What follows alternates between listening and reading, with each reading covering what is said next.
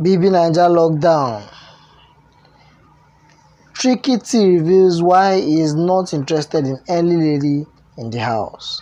The favorite guy of the ladies in the house, Trikky Tee, has revealed his relationship outside the house is the reason he is not interested in any lady.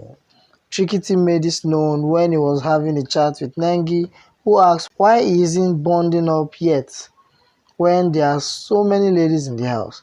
His relationship prevents him from it and he would like to respect his partner at home. However, if he was single, he would have considered dating Watoni, but would not hover around her in the house.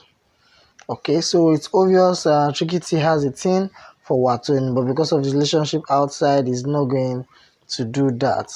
Wow, that's cool anyway. So what are your thoughts, guys? Please leave a message in the comments box below.